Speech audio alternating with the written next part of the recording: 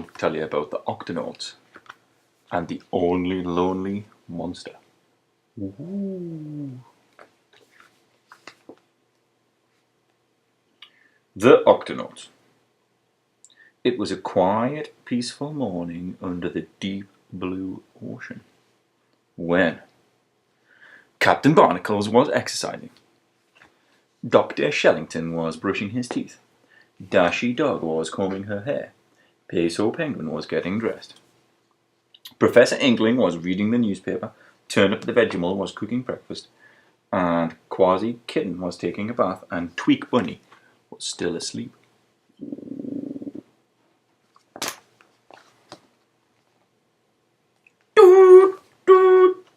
Octo alert!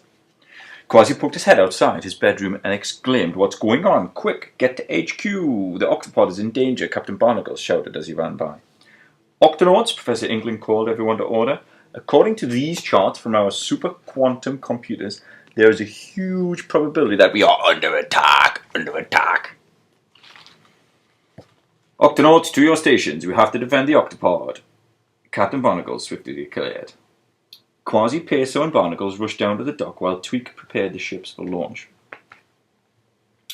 The Octonauts shot out of the launch bay and came face to face with a giant monster. Ooh, monster! It had large, ferocious eyes and many long, tangly legs which were wrapped tightly around the octopod, ready to crush the building to bits. Quasi Kitten immediately charged forward in his submarine and crashed violently into the giant creature's head. To the Octonaut's surprise, the big, leggy creature suddenly burst into tears. Oh! "Where are you from? Why did you attack us? Who are you?" "A crying monster? That's not scary," Captain Barnacles observed. "Let's ask him some questions." Peso cautiously came out of the ship to help bandage the whimpering monster. "Sorry, I didn't realize it was your home. I thought it might be someone like me. It had a big round head like me. It had long legs like me. It had pretty eyes like me." The monster sniffed. "No, no," Peso exclaimed. "This is the octopod. We live here. Where is your home?" "I don't know." The monster shook his head sadly. "I woke up one day in a deep dark cave. I was all alone. I started swimming to look around for others like me, but everyone just wanted to get away from me. I was so lonely until I saw your octopod." "Well now," Captain Barnacles declared, "this sounds like a job for the Octonauts. I'm sure we can help you." Quasi and Peso eagerly agreed because the Octonauts had always enjoyed a good adventure. The group returned to the octopod to consult with Professor Inkling, who was the clever one. Very interesting problem," the professor remarked. "According to the latest research on the Octonet about morpholopatology and tentaglyphics, this is a higher occurrence of the colossal cryptozoological manifestations in polar magnetic regions." The Octonauts looked at Professor Inkling in confusion. Try the North Pole." The crew packed some supplies and started off on their journey. "We'll stay here and research." "Good luck," Professor Inkling called after the ship. Dashy, Tweak and Turnip waved goodbye to their departing Octomates. First, the Octonauts went to the north. Look. They're at the North Pole. It's very cold. Then they explored the east. Now this one looks like China, which is where I am.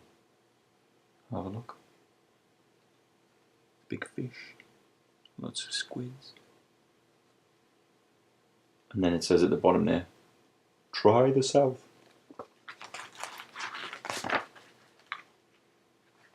Next they searched the west.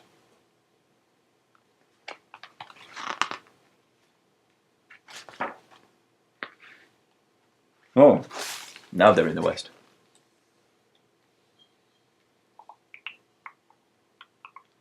Howdy. The Octonauts looked everywhere. There was no giant tentacle monsters to be found. The ship's communicator suddenly called out with a message from Professor Inkling. "Crew, we've found some important data related to your search. Please return to the octopod ASAP or as soon as possible." When the crew arrived home, Professor Inkling, Dashi and Tweak were waiting outside to greet them. Octonauts, I know you've worked very hard to help our new friend, but unfortunately, the Sea Monster Field Guide reports this creature, Architecturus colossonuptopus, is the only one of its kind in the entire ocean. The Nutopus cried out, I don't want to be the only lonely monster in the whole world. I want to be like everyone else.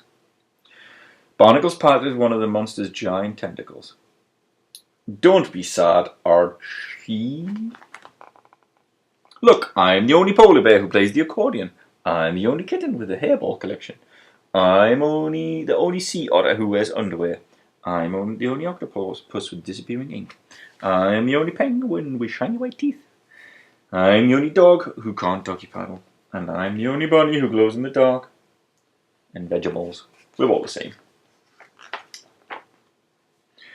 Archie gathered up the Octonauts in a big hug. He's the only monster under the sea with 8 new friends. The end. And that's enough from that one, and I'll read another one in a minute. Bye-bye.